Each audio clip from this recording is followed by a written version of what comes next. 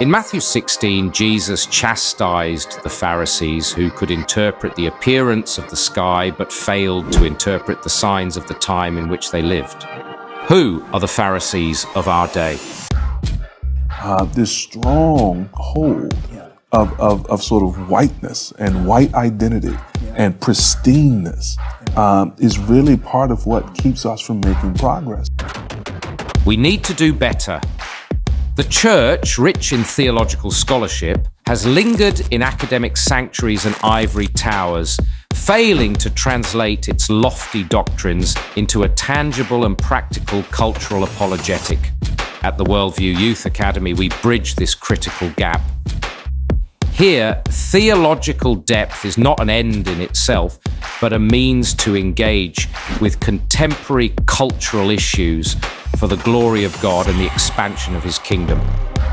Our mission is to cultivate thinkers who can articulate and apply Christian truths within contemporary societal challenges.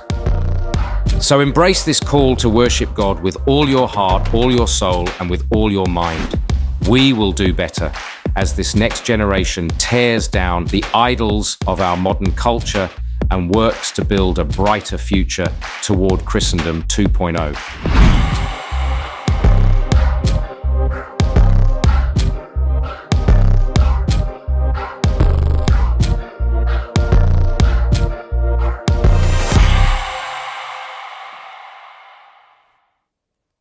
Non-rockabotus must stop.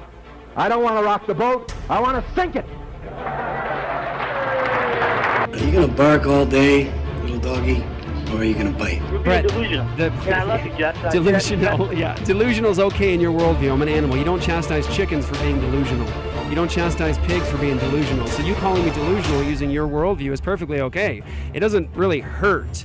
She hung up on me. What? Desperate times call for faithful men and not for careful men. The careful men come later and write the biographies of the faithful men, lauding them for their courage. Go into all the world and make disciples. Not go into the world and make buddies. Not to make brosives. Right. Don't go into the world and make homies. Right. Disciples. I got a bit of a jiggle neck. That's a joke, Pastor. When we have the real message of truth, we cannot let somebody say they're speaking truth when they're not. Take an amazing journey to a place that will blow your mind and move your heart so you will never be the same again. But in your hearts, honor Christ the Lord as holy, always being prepared to make an apologia, a reasoned defense to anyone who asks you for a reason for the hope that is in you, yet do it with gentleness and respect. That, of course, is 1 Peter 3:15 and is our key ministry verse. I thought it'd be good to read that one today. I am very excited for today's show. Welcome to another episode of Apologia Radio. I am flying solo today here for Apologia. Pastor Jeff is Kentucky, I believe. Yes. He's been in Kentucky and Ohio this week for EAN, and he's speaking at a conference and doing all kinds of stuff. And Conover is dealing with some family stuff. But I'm doing a mashup show today with my guys from Ezra Institute and the podcast for Cultural Reformation. Michael Thiessen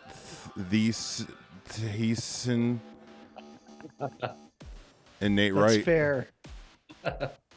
We got a couple of hosers. One is still a hoser and one is ex-hoser, correct? One's a poser.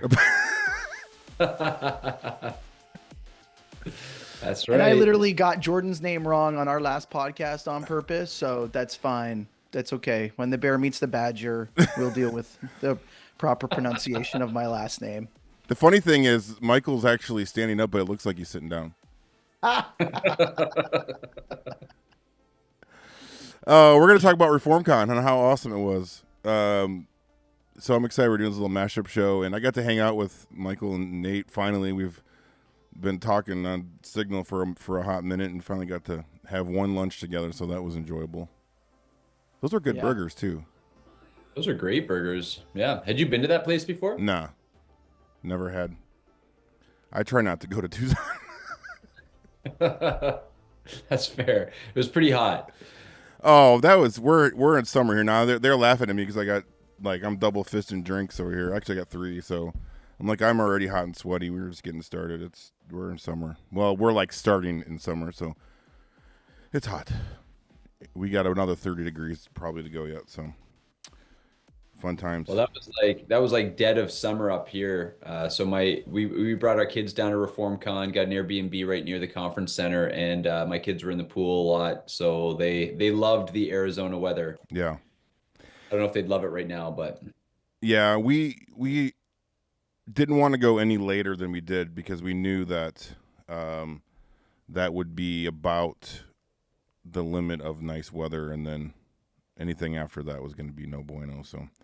And it gets become scorched earth. I will say that the fair night, the kind of street fair with the food, the drinks, and everything, that was beautiful. That was lovely. We had perfect weather for that on the opening night of ReformCon. Yeah, it was gorgeous. Yeah, night times were very nice, and we're still night when the sun goes down is still comfortable here, so we got that to look forward to. But anything during the day is just hot. But so Nate, we went up and sorry, go ahead. we went up into the canyon, went to Sedona, and then into the canyon after the Grand conference. The Grand. And everybody keeps saying to me, why are you so tan? And I said, because I was burned in the desert. We were there for 2 days and I didn't have lips after that for a week. It was just, and it wasn't even that hot. It was just dry. Yeah. It really is a dry heat. It really is. Yeah. Did you actually go down into the canyon? Dude, 5.3 miles down, 5.3 miles back up. Oh, you did the hike. 3,000 vertical feet down, 3,000 vertical feet up, 7.5 hours, one day. Who's your daddy? I've not done that. So congratulations. And you went to Arizona. You saw my cousins there at Arizona. Yeah. That's where he took the moniker, the Badger. He just... it's fitting. Yeah, decided to identify with an animal, and it's a spirit animal. Yeah, so what we're calling this show, everybody, is the Bear, the Badger, and the Hipster. Yeah. It works. Oh, Michael. It works. It works. So yeah, I would love to hear, we haven't really had a chance to catch up since the conference. I'd love to hear your guys' thoughts. I know, Mike, you were able to go to every single talk, so yeah. What did you think about all those? Well, as you know, organizing a conference means that you're not into everything, but I was into everything. I think as we reflect on what was said there were so many topics that the church needs to hear. Again, this is why I get excited about the Ezra Institute. This is why I get excited about Apologia, because there's topics that much of the even jellyfish world is struggling to deal with. We're dealing with it on a regular basis. So, I even know Andrew Sandlin's talk on masculinity, he trying to deal with upfront an issue that, I see every day in my life. We see the emptiness of feminism. We see the emptiness of authoritarian masculinity in the sense of an empty man. And then we have the beauty of the scriptures and what we're taught about men and women. So I think the topics are hitting on all of the points that we need to bring to the church. And I was so thankful that was happening. Yeah. Amen. What about you, Nate? Yeah, I thought it was a nice. I thought it was a really good mix of sort of a lot of, as you would expect, with a lineup that includes Dr. White and Dr. Boot and Dr. Sandlin. There's a lot of sort of high theology, Christian philosophy. Joe's lecture on biblical immigration, was just dynamite. And yeah, Dr. Sandlin, but I thought it was a good combination because you had that. I thought, Luke, you and I tried to be pretty practical, boots on the ground kind of stuff. I thought Jeff's talk to close it off was very practical. I know the guys that I was spending some time talking to after the conference really appreciated the sort of call to action, go do something ending that Jeff brought. So I just thought it was a good combination of you got some good, deep theological teaching, some Christian worldview stuff, which is obviously Ezra's bread and butter. Yeah. But then it was highly practical. Toby's talk as well, a lot of really practical advice for parents and for fathers raising kids and kids sort of rebuilding Christendom with multi-generational faithfulness.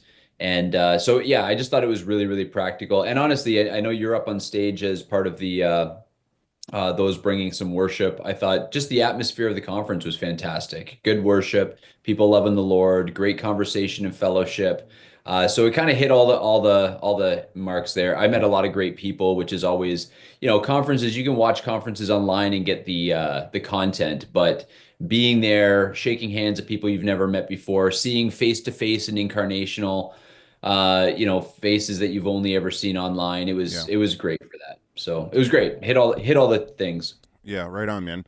Yeah, I'm glad to be. Obviously, we're partnering together in this conference, and so I was glad to be able to do that. And what you guys experience is kind of that's kind of the culture we have here at Apologia, and we wanted to be able to share that with other people. And I've taken some heat on Twitter because I wasn't wearing pants, and I'm like, well, one, it's Arizona and summer, it's hot, and two, I don't care.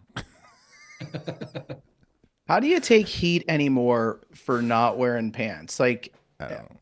For the record, I was wearing shorts, just for the record, but wasn't wearing. Well, I just want to be clear. That or just leave it out there. I just wanted to be clear that I wasn't dressed inappropriately, but I was appropriate for the temperature and our culture. That's our culture, and we did not want it to be a like a stuffy 3-piece suit. I know Joe had like a weird scarf thing on. I don't know what was going on with that, but British ascot. Yeah, British ascot. If you heard you call that a scarf, you'd be toasted.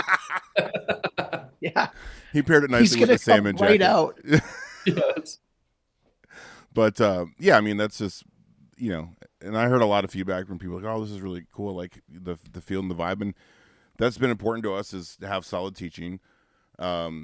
And like you were saying, Nate, we want to send people with stuff, not just have like good teaching, but actually send people with stuff to apply that into their lives, into the culture, and just have fun. Have a lot of like fellowship's a big emphasis when we want to do these. Because you guys have gone to some of those other conferences, and I'm not dogging them, but it's a different feel where it's just kind of like just back to back to back, like hard hitting stuff, which is great. There's a place for that, but we wanted to have the fellowship aspect be a major part of that. So I'm glad to hear. I actually think that's kind of a new generation of conference planning going on. Really planning space for people to connect. And I think one of the most important things about that aspect is you just leave with ministry partners. We do have a lot of practical work to do, and one guy is not the whole toolbox. And so you'll meet so-and-so in this region who's working on such and such a thing. And you can go, oh, wow. Like I can think, I bumped into a lawyer who's, working up in Minnesota, and then all around the country, working on a number of these things over here. We're talking about, end abortion now. Like, you really gain partners so that when you do want to be practical, you've got some resources to draw from. And so I think taking that time and getting to know people is really important. Yeah, absolutely. I feel like Ezra represented the non-tattooed world of Christianity, and Apologia comes with those saved out of the biker gangs and hard criminals, Yeah. As Ezra brings them from the football stands, and Apologia brings them from the from the cages. From 66. Yeah, it was one other thing I will say, Luke, that I really appreciated, especially as a guy, I brought my family. I don't always bring my family on when I go to speaking engagements, but I did for a couple of reasons. Number one, just because we were able to get an Airbnb near there, the kids were able to play in the pool and stuff. But I just love, and this is something that I know we all share because I know Michael is passionate about this as well. Our church is a family integrated church. And so, I felt right at home when there's kids coloring on the floor and, there's moms, shaking, I was supposed to say shaking babies, but rocking babies. We got Luke with no pants on. We've got babies Yeah. being shaken. This is a good promo, boys. We're doing a great job here. We got But this. but I just loved how family friendly it was. There was tons of families, lots of kids, and I love like you guys handing out those little. My kids all brought home their little coloring books of all the speakers. Yeah. And my oldest daughter Quinn, she colored a few of them and gave their coloring to the speakers who were quite gracious. Like it was just a really cool. My kids don't always feel like they're part of the conference. They feel like they're the inconvenience sometimes when we're carting them around. So I just really appreciated that you guys made it a family-friendly event. No, I'm glad to hear that, man.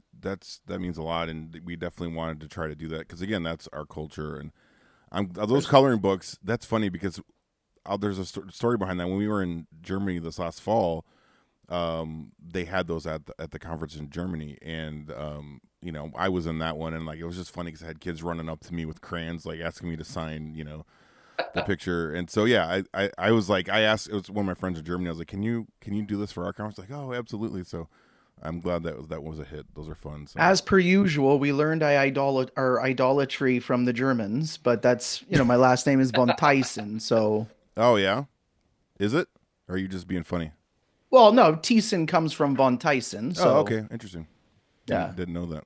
I thought it was like French or something. How dare you? I thought we were friends. That's a low blow. It's got that silent H. That silent H in there. Tyson. The only thing worse than actual France French is Quebec French, right? So it's really bad because we probably have some listeners in Quebec and we regularly dog on the French, but they deserve it. We don't know why, but they do. With Pastor Pascal Deneau, and I had a fantastic time, but still, Montreal I would not want to live there. Yeah. And to your point about the family integrated stuff, Nate, I don't want to just draw it out too long, but we talked about the heat of Arizona, but Luke, it really is a family-friendly environment to bring people to travel. If you're going to bring your family, it is a nice place. It's a destination place, right? We didn't bring all of our kids. We brought our youngest and, hiked into the Grand Canyon after. So, what a great time. What a great experience. And, of course, if we do it again, I think the location really does lend itself to people traveling in. So, everybody, if you missed out and you're thinking about the next one, save up and get a nice Airbnb. You don't have to cut grass. It's all just you rake rocks and you rake rocks and you swim in pools. That's all that you do. Yeah.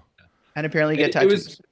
Just to get this back into an edifying conversation, as Mike often gets us off track. But one thing that was actually really surreal for me, Luke, was I very early on in ministry, I was really blessed by Apologia Studios. I got to know you guys just watching street evangelism and abortion ministry evangelism on YouTube. And I remember early on, so I've been pastoring at the church that I'm at for 13 years now. So early on, when I was still I had just gotten reformed in my soteriology and things like that, but I was still getting reformed in terms of my eschatology and my apologetic approach and all that. And it was ReformCon, and I don't even know what year it would have been, because this must have been 15 years ago, but it was ReformCon when Joe McDermott debated on theonomy with J.D. Paul. Yeah. And, Jeff spoke, and he had a great sermon called Now That We've Been Left Behind. And some of those were so formational for me in terms of just pastoral ministry at the time, helping me to solidify some things that I had been reading, and just knowing that there was this church and this culture and these pastors down putting on a conference that were saying all the things, because I felt as a like new theonomist and postmillennialist, I was like, does nobody else believe this stuff? And it was cool for me because I remember thinking to myself, oh, this is an entire thing. And I don't know what year that was, but it was a ReformCon conference all those years ago.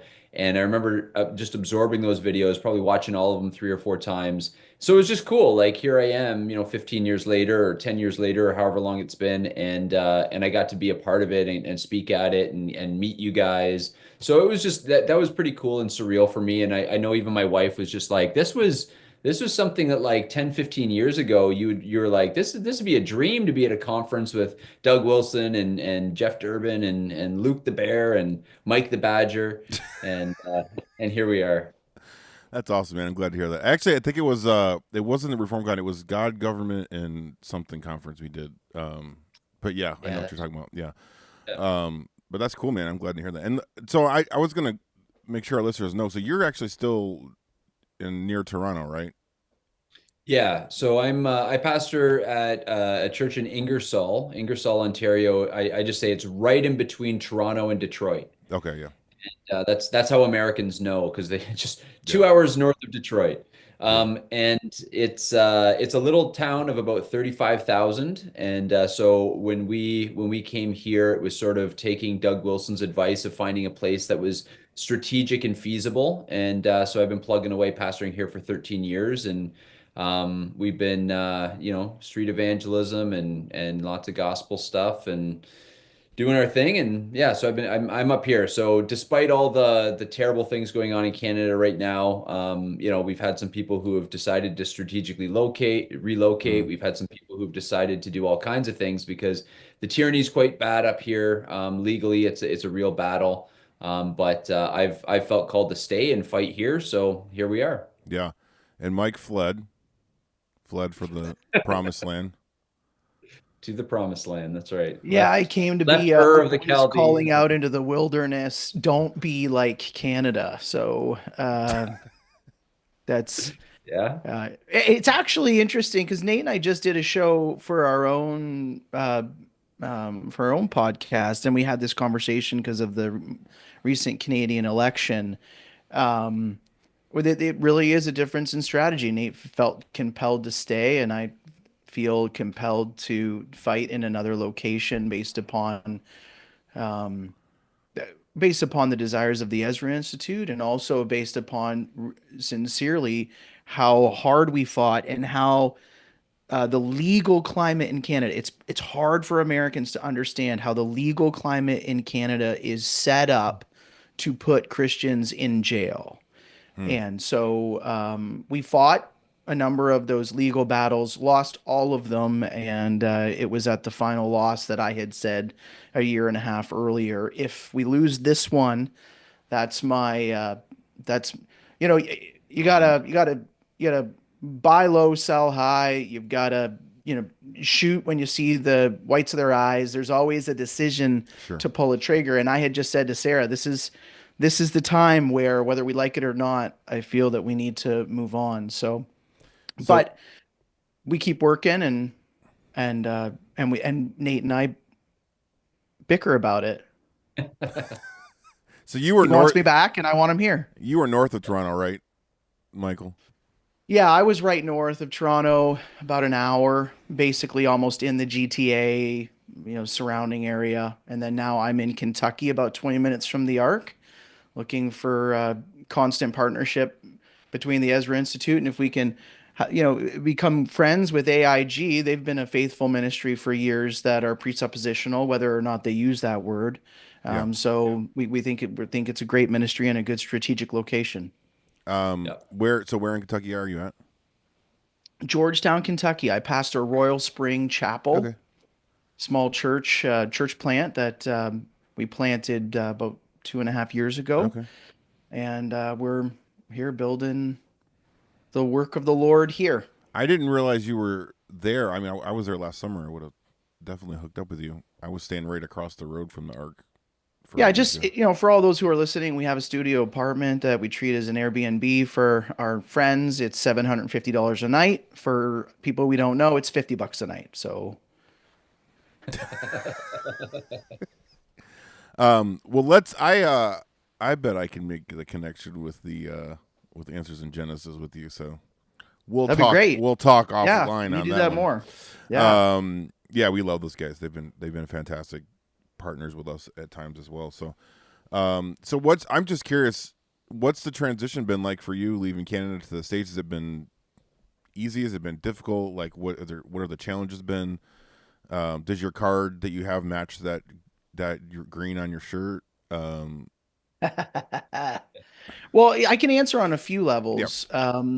So number one, trying to immigrate to the United States at a time when illegal immigration is very popular, but legal immigration is completely backlogged. Yeah. That's been a total frustration.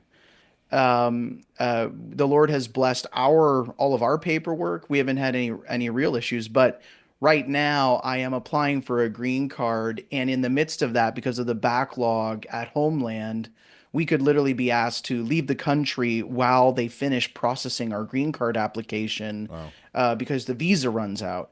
Meanwhile, the rest of the world has been coming in over the southern border illegally. And so we've actually tried multiple times to talk with our state senators and our federal senators about that issue, because it's a real problem. So of course we're really glad then that the southern border has now been closed. Me too. But now you're seeing, I don't know, Luke, it would be interesting for you to interact with this, right? But now you're seeing an entire view of immigration. That's why Joe's talk on immigration was so powerful at ReformCon, because he's gone through it as a Brit living in Canada, now back home in the UK. I'm going through it now as a legal immigrant to the United States, while Americans are trying to figure out if they like any immigrants at all, right? Because of the illegal problem now becomes an immigrant problem. And so that in itself just is a constant, it's not easy to immigrate into the United States legally. And we're thankful to be here. But the other thing that we learned when we hit the ground here, and I would say has been both nice but full of tension, and that is the American church truly understands to a much greater degree the connection between the religious roots of society and then how politics is executed and then how law is made. That's always been an encouragement since we've landed here. People listen to our story and go, "We're so glad you're here so you can tell us not to do that."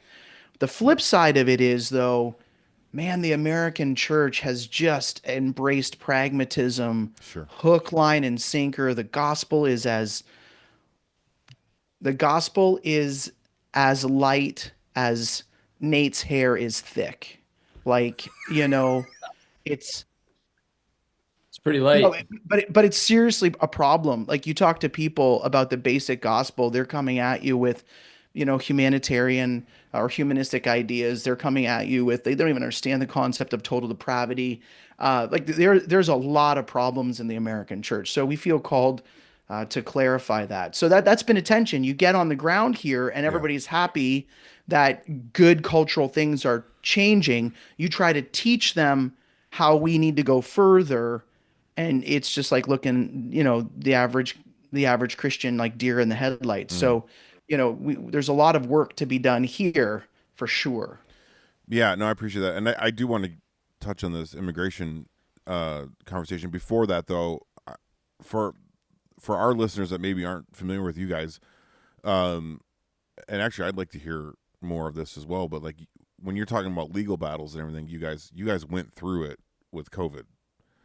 And that's so I want to share with our listeners, again, who haven't heard your guys' story, like some of the stuff you went through that kind of led to, Michael, you leaving, and Nate, you deciding that you're going to stick it out. Sure. Yeah. So when March of 2020 rolled around and sort of the world shut down and it was the 2 weeks to flatten the curve, our church and Michael's church and a lot of the churches in Ontario, like everywhere else, sort of said, "Oh, this might be the Black Plague. 2 weeks to flatten the curve. Let's do our part."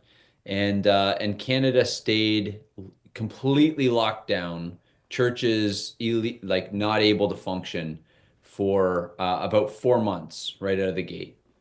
So it wasn't 2 weeks to flatten the curve, it was 4 months. And during that time, it was really just Joe Boot, myself, Michael Thiessen, Jacob Rayom at Trinity Bible Chapel in Waterloo, and Aaron Rock in Windsor, who stayed open. There were a couple other churches, but I would say the five of us kind of got the most airtime in Southwestern Ontario. And it was really about 5 to 8 churches in all of Ontario. You're talking about 16 million people. About 6 to 8 churches that stayed open, or at some point in that time decided to open, and from March of 2020 till about April of 2022, more or less the church was completely shut down. So it was over 3 Easters, the better part of 3 years. And what happened was, so they opened us up for a little bit in terms of, they said we could have 25% capacity. We had to stay 6 feet apart, masked up, all kinds of stuff. So what I think, I travel a lot to speak in the States, and I think what a lot of our American friends just don't understand, who lived in places like Arizona, in Texas, they don't understand exactly when we talk about COVID, it was a completely different story. Sure. Like if you were unvaccinated, you weren't allowed to go to, public places. You couldn't go to restaurants. You couldn't go to airports. You couldn't go to, my son couldn't play hockey. Yeah, there are certain jurisdictions where you couldn't go to grocery stores, couldn't go into the hospital. Like if you were unvaccinated, you were the unclean. You were left outside the city, and Couldn't fly. and You couldn't go on a train. yeah, You couldn't and go on a generally public bus. speaking, the churches were at some level of 25% capacity or thereabouts for that entire time. There are the vast majority of churches, and we're talking like churches that would consider themselves reformed, Wow. like Gospel Coalition style churches in Ontario that were closed. Their doors were closed more than they were open for 3 full years. Wow. So it was crazy, and so we had not only political pressure, but we also had church pressure, denominational pressure. Michael was outed and defrocked by his denomination. We were outed from our denomination. I mean, it was just insane. So that's what we experienced that many people don't realize. I had 5 charges. Each charge, according to the Reopen Ontario Act, came with a maximum of 1 year in prison and $100,000 fine. So at one point, I was facing $500,000 and 5 years in prison. And Michael, I think you were at about 4, right? 400,000 and 4 years in prison or something. You and I got one together when we led a public worship service outside, and then I only got 2 others. So you had 5, I had 3. So that's 300,000, and then up to 3 years in jail. I got mine before you. I think there was a long time where Nate was like, I don't get it. They're not bugging me like they're bugging you guys. And then all of a sudden you went like 1, 2, 3, 4 really quick, right? Yeah. Where for me, that first 4 months when they shut down, there was no problems for us. Nobody really bugged us when we reopened. My problems started coming right at the end of that year when we wrote an open letter both to the Prime Minister and to our local public health officers about the authority of the government and the authority of Christ. Also, quoting Leviticus 13 and 14, this is what got me outed from my denomination, where saying, look, the scriptures speak about how we handle a pandemic. We quarantine the sick. We don't quarantine the healthy. We do public testing, which is, we actually have to see We have to see a sickness before we're even panicked about the situation and before we start quarantining.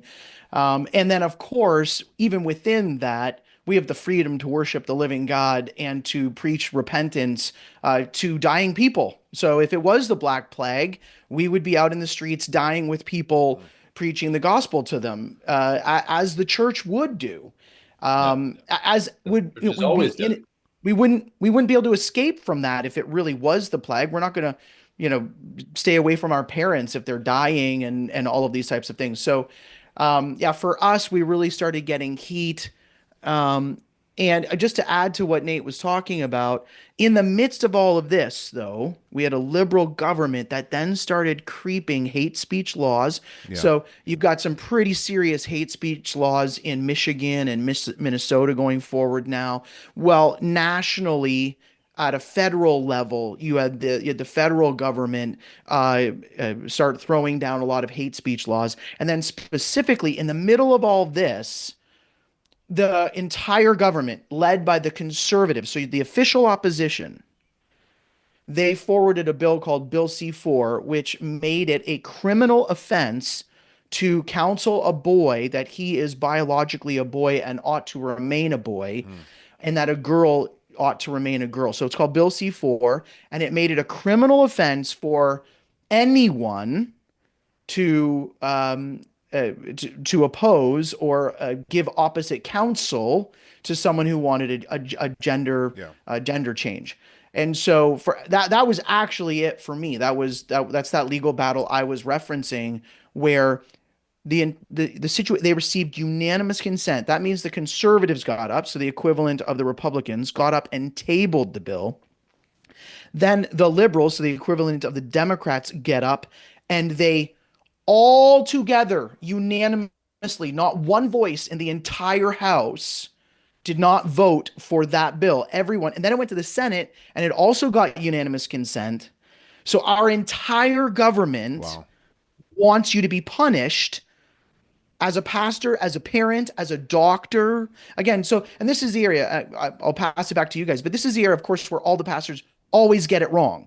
They always say, oh, there's this little wording in there that really affects doctors. It doesn't so much affect the church. And it's like, what about all the Christian doctors? And by the way, it's worded vaguely enough that we all know that it's going to affect the church. Right. And so that is the legal climate that has, and now they've furthered the hate speech laws. And so, like, the legal climate, they haven't done anything about this stuff yet, Nate. I don't, but for a time, I keep listening. There's a few cases that they're thinking about doing something about it, but that's the situation that Canadian Christians are facing right now.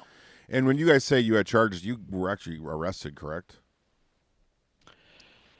So no, we were never. I was never arrested. Neither was Michael. Oh, so it was. Okay. Tim Stevens. I took a guy out, and then they jumped on. No, I'm joking. Yeah, Tim Stevens and James Coates, who are out in Alberta. Now, Alberta was arresting pastors. Okay. In Ontario, they just charged us and waited for our court dates. So we had police officers show up at our Sunday gathering, telling us that we weren't allowed to be there. Okay. And so I remember for about 5 or 6 weeks, every time we came to church, there are several cruisers with cameras and everything is sitting out front, and our families had to bring their kids past the police officers to get them into church. And we pulled down the blinds in our church and worshiped God inside while the police were outside ready to ticket people. Wow. We actually had one time where the police, so same situation as Nate, they surveilled us. And then one time before they started charging me, the one time in the name of safety, 5 police cars zoomed up and down the main street of our small town, pulling over every person who left our church. This happened at Jacob Rayom's church as well, and saying, if you come back next week, we're going to ticket you $1,000 for everybody, including the kids. Oh my goodness. And so, like that, in the name of safety, you've got police cars just 100 miles an hour up and down our main street, pulling over our senior citizens and our families with toddlers, like just insane. And that's when I got in trouble from our lawyer for going for an hour-and-a-half walk with the chief of police, just telling him off a little bit. That's that badger. That's right. he just does Hey, does what he wants. I told him, I said, are your kids saved? Are you walking with the Lord? Do you know Christ? Because, right now we're facing the death flu. Do your kids know who Jesus is? Because my kids do. That's why we're doing this. Yeah. Wow. Right? Yeah. So, going back to the conference then, the theme was building up from the ashes, right? So Yeah. I mean, these guys have their culture is much more burned to the ground than ours is here. I'm like in Arizona, not to rehash all that, but we had it way easier during COVID here in Arizona, thankfully. But like that's why this conference is so important. So Nate is saying like, hey, I'm sticking here. I'm gonna literally build from the ashes here, what's left. And Mike's saying I need to go somewhere else, which is I totally get. But now we go back to the immigration. Like, man, it's crazy. I mean, we obviously one of the reasons I asked Joe to do a talk on immigration is because we're in Tucson. We're roughly 45 minutes, an hour from the border. There's a lot of Border Patrol agents that live in Tucson, work in Tucson. We have some at our church that work for ICE. And, we're 2 hours north of Tucson, but still have people that work for ICE. And obviously that's a major conversation here. I've knowing those people, the stories I'm hearing over the last 4 years of, going back to what you were saying, Mike, just letting in whoever, like literally letting in people that we know are terrorists that we've been watching. We know who they are. We know what they've been doing, and just letting them in, like, and then here you are, like, it's like, I'm just trying to do this the right way, man, and I'm trying to survive, and I want to honor, the laws here and do the right thing, and it's difficult, and so that's why we wanted Joe to talk about immigration. It was like a perfect opportunity. I know we talked at lunch, like, if we do another one, let's maybe dig in a little more to the immigration conversation. And obviously that's kind of a hot topic right now too, not just in the culture, right, but even within the Reformed community. Well, it's going to be a hot topic because migration is a reality, right? So we see it. We see in the Book of Acts the scattering of the church and the growing of the church. There is an ongoing conversation, like a very legit one, between Nate and I. So people get to hear this conversation live all the time, and we try to really stay quite gentle with each other. But Nate might at times go, "Man, you fled too soon," and I might keep putting up my hand saying, "I think you're going to go to jail once, but I doubt you'll go to jail twice." Meaning, there's a line, and migration is a legitimate conversation. Compassion, and I know Joe talked about that right away. I actually hope somehow, whether we produce a curriculum or a video curriculum or something, where more people can hear Joe's lecture on immigration. But then there's the compassion conversation. About what about people who are fleeing, or what about people who are dealing with individuals who are new to their culture. Like, there's a level of compassion, but it's a hot topic because the world is migrating right now. Like, the borders, or where people want to be, is changing. That's been a conversation for the last 10 years, but you just walk around Tennessee, Kentucky, you bump into Californians here all the time who are fleeing California, right? Same here. Go ahead, Nate. You had a hand up. No, I was just putting my hand up. Oh, glory. Keep going, Michael. That was He's getting all charismatic on you. Oh man, right. Nate grew up charismatic. He hides it real hard, but that's right.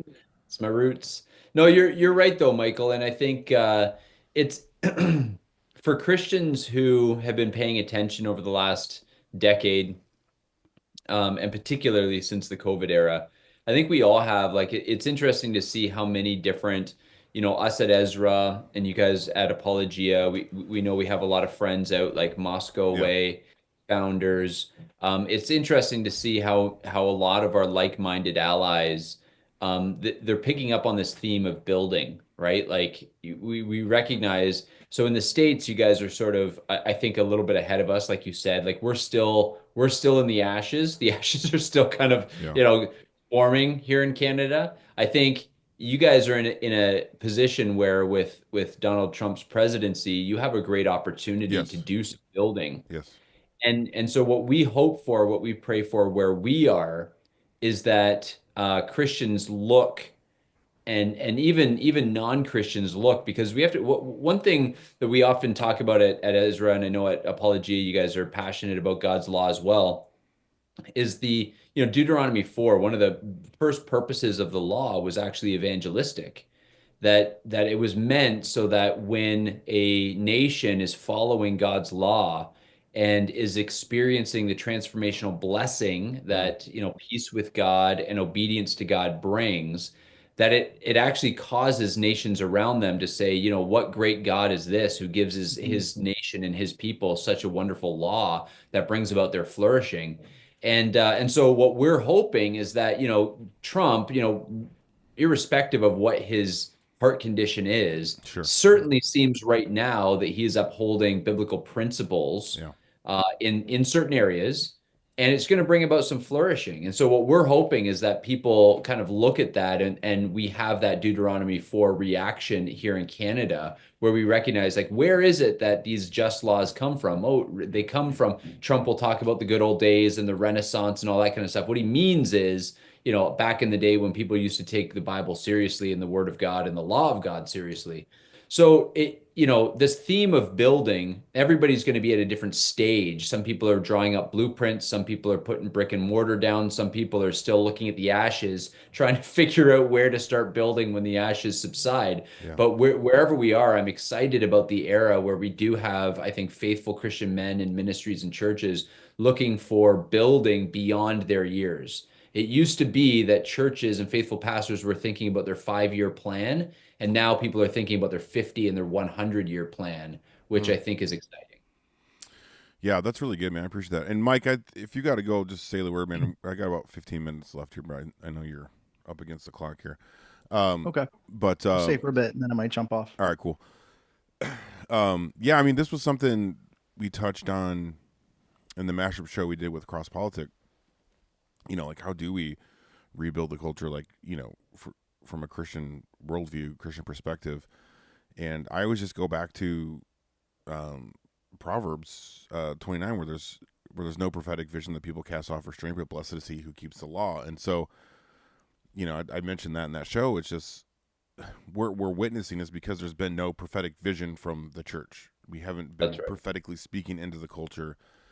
We've just kind of literally let the culture go to hell in a handbasket. And again, we can get into the eschatological implications there, but so we're witnessing that, and but blessed is he who keeps the law. And that's what we're saying. Like, hey, if we're going to do this, it's going to be through keeping the law, and upholding biblical morality and biblical principles for justice, and morality.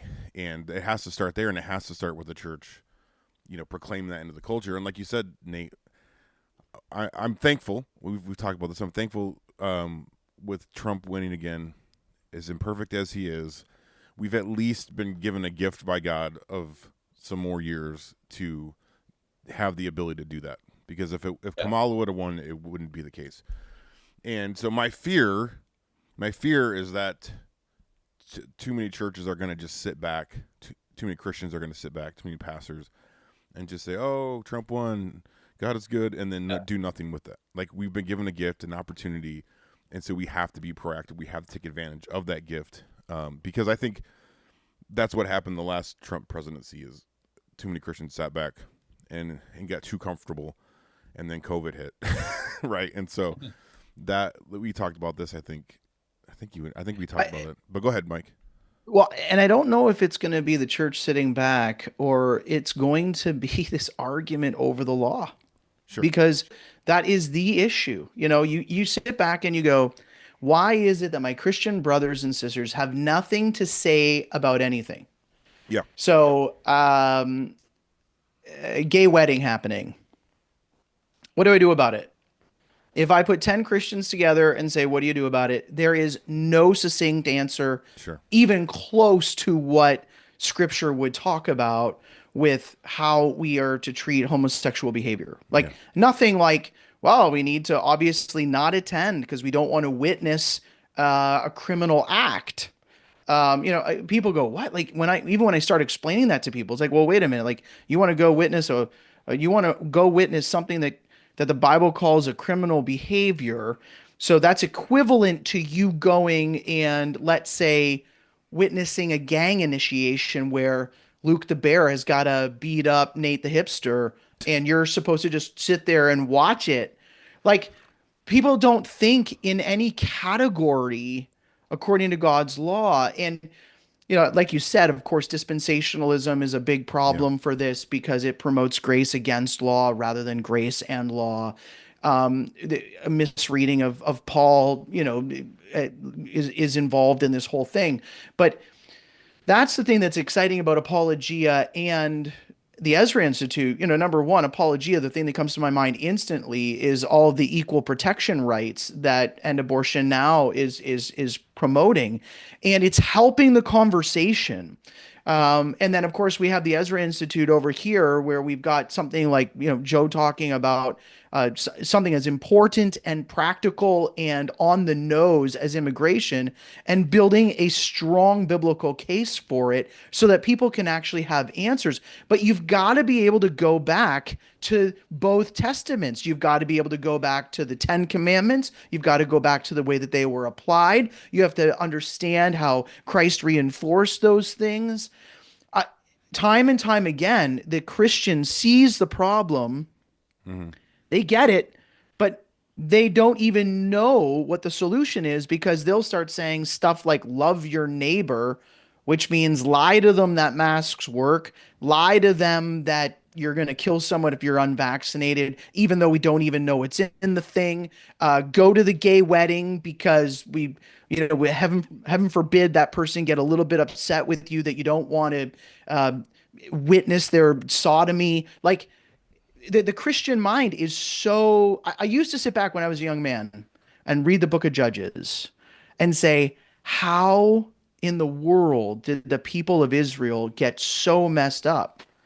And here we are, where everyone does what they see fit in their own eyes. And we are literally living the experience of the Judges, where Nate can't talk about a boy being a boy and a girl being a girl because Canada has lost its mind so bad. So we've got to continue to, fight this battle for the law word of God. I think it's the crucial issue. I think it is. Yeah, absolutely. Amen. Nate, you want to add anything? Well, I would just say, bringing this back to ReformCon, because the three of us can wax poetic about about the law of God for a while, but this is why we opened up the conference as heavy of a lecture as it was. This is why we opened up the conference with Joe talking about theonomy versus natural law, and the reason we need God's law, because God's law is the timeless standard by which cultural transformation takes place. Yeah. It is the tool that God puts in the sanctified hands of his people in order to rebuild out of the ashes. So that was a really important talk, and another one that if any of your listeners kind of missed the conference, I would say go back and start there, because that was a really key piece as well. Yeah, amen to that.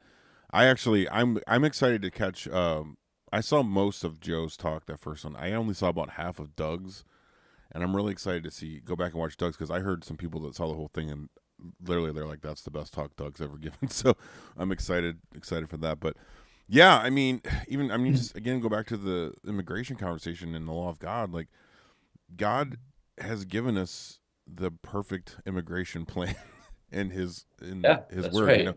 And so as theonomists, we're like, hey, this is actually how we should be doing immigration. And we don't have time to get into that today. Save that for another day, but God gave us the outline for that, and so if we would follow that, it'd be so much easier. But it's become so political and obviously and the opposite of God's law is sin, right? Yeah. So that's the other side of it. It's not like we have an option of all of these these laws that are, let's take this one and it's just more advantageous. If you don't take God's law on immigration seriously, you end up just being a racist. Yeah.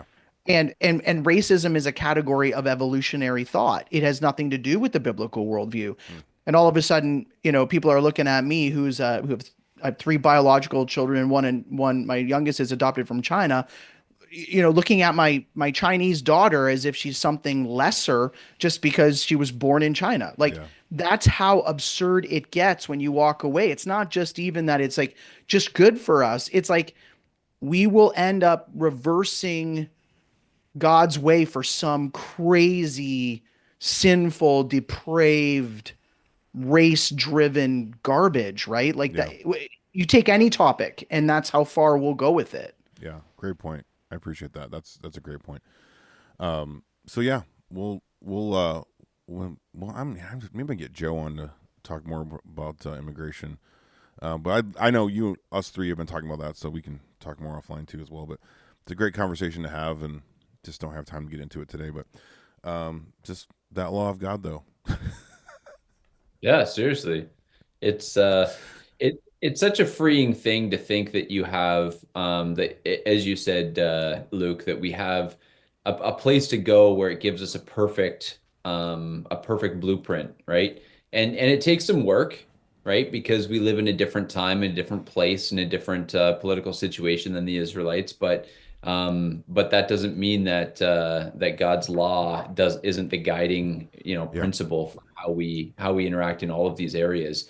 And it's the abandonment of God's law that's gotten us to the point where we're rebuilding out of the ashes. Mm-hmm. And unless we want to stay in ashes, the tool we all need to pick up is God's law. Yeah. So, amen. Yeah. And a good place to start is that book behind you there, behind your right shoulder. Yeah, that's right. Yeah, this is the 10th anniversary edition of Joe's work, The Mission of God. I know this is actually required reading for elders at Apologia Church. Sir. And we do the same thing here. I actually just went through this with some young men that I'm training up for church planting, and we just went through it. But that's Joe. This is why Mike and I work for the Ezra Institute, because Joe's foundational work was so foundational for our ministries, for our families, for our lives. And really what Joe was doing was just kind of taking, we all love the Puritans, right? You're Reformed, you love the Puritans. And all he's saying is, if you love the Puritans' theology, don't neglect their missiology, because they were optimistic in what they thought the future was going to look like, and they were optimistic about it because the tool in their hands was God's law. So, yeah, if you haven't read it, go to EzraInstitute.com and order The Mission of God. Yeah, and they were literally shaping a society. Like, that's right. Yeah. They got on a boat. They were asking all the same questions we are, right? Exactly. They got on a, instead of out of the ashes, it would be like maybe out of the timbers, because like they showed up to a place and like there's a forest. And we're rebuilding out of the ashes of secular humanism. They were rebuilding out of the ashes of Aztec paganism. Yeah. So either or. Yeah. Amen. I'll tell you what. This is the honest truth. That book is probably the only theological book I've ever read where I did not have even one thing I disagreed with. It was like that. That's there you go. My favorite. It's so good. It's so good. And then the mission of the church. What is that? The little booklet. It's basically pulled out of that. It talks about Formation. Formation. I think it's Formation. Yeah. That's it. Yeah. That book has been like just huge for me in my own personal life and just viewing the mission of the church and everything. So, anyways, Michael, I know you got to go, bro. You're actually going to go see Jeff, correct? I literally am going to King's Domain Conference in Cincinnati, Ohio. Or maybe I think the church might have actually moved down into Kentucky. Man, all roads lead to Kentucky right now, Nate. We're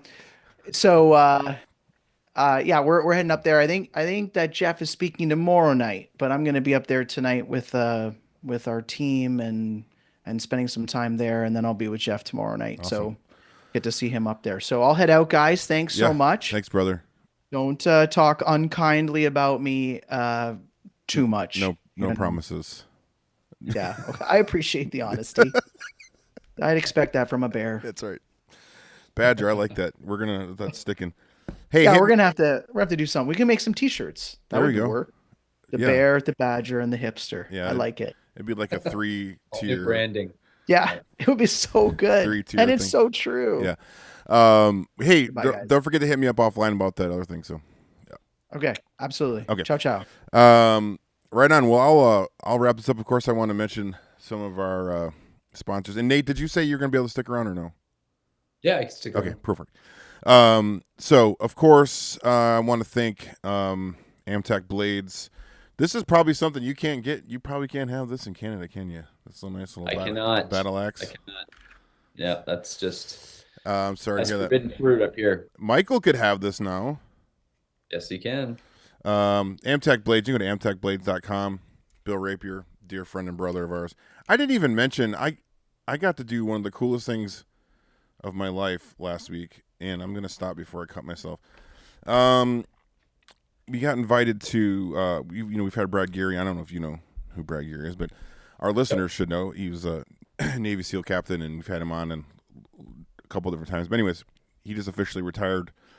It's 29 years. Invited us out to his retirement ceremony last Thursday. That's why we didn't have an actual show. We just replayed the ReformCon show last week, but got to go to his retirement at the Buds Training Center on Coronado in California, and it was really, really cool and amazing, and got a tour of that. It was quite the honor to be there, and he actually mentioned us in his retirement speech, which was amazing, but he's a great brother. Anyways, he knows I got connected with him because of Bill Rapier. That's where I was going with this. They served together a little bit on DevGru.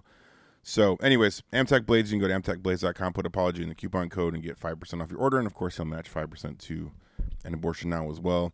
We got all this sweets. We got the tracks, we got the swag, we got the coffee, all that at shop.apologiastudios.com. And then I almost forgot. We got a new sponsor.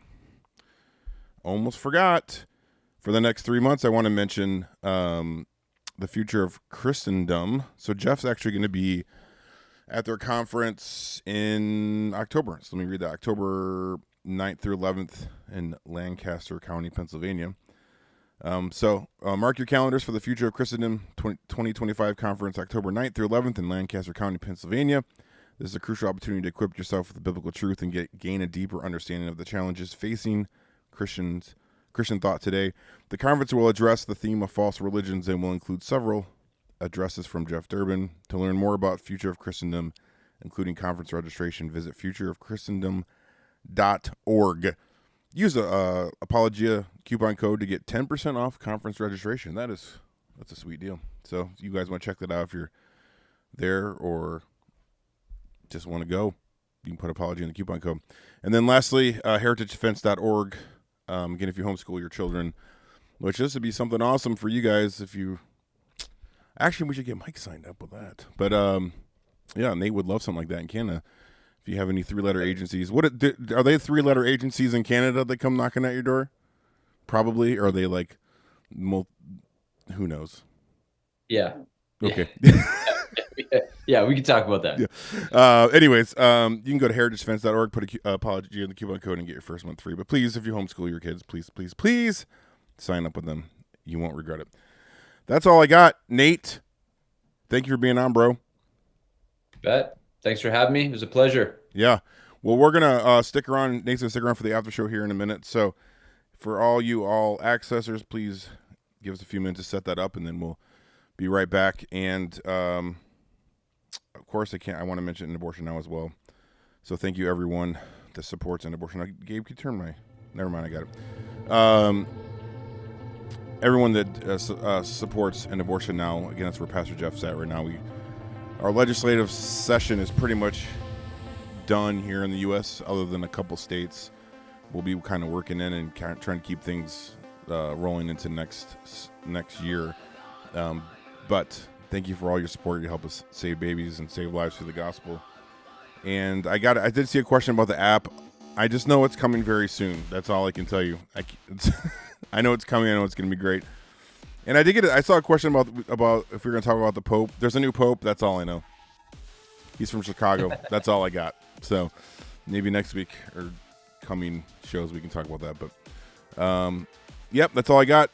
Nate, thanks again, brother. And we'll see everyone here in a minute on the after show if you are on All Access subscribers. And we'll see everyone else next week. Peace out.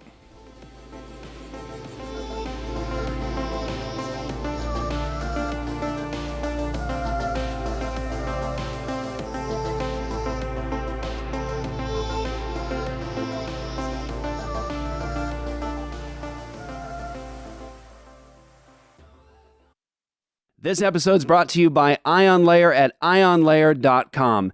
Go and check out the health benefits, the wellness benefits, and longevity benefits of NAD treatments. NAD is nicknamed the fountain of youth for a reason. You have an abundance of this in your system when you're young. As you get older, it drops off, and now we've found a way to get NAD into our systems. They do it through IV treatments, but they're very expensive, and it's also extremely painful and difficult. However, Ion Layer found a way to get a high dose of NAD into your system through a medical patch you wear on your arm. You wear it for about 14 hours, you get a high dose of NAD treatment into your system, and no pain at all. And it is a fraction of the cost of what you would pay for an IV treatment. In the coupon code, type in Apologia in all caps. They're going to hook you up with a great discount for an already amazingly cost-effective product. And they bless Apologia Studios and help us to stay on the air and do all these programs with you. Don't forget also, Ion Layer has added a glutathione patch as well. Glutathione, the master antioxidant. Go check out the health benefits of glutathione. I'm doing this stuff anyways. It's blessed my life in tremendous ways. And so if you want to focus on your health, wellness, and longevity, nothing better in my mind than ionlayer.com for your NAD and glutathione treatments. ionlayer.com. Don't forget to put Apologia in all caps in the coupon code. This episode...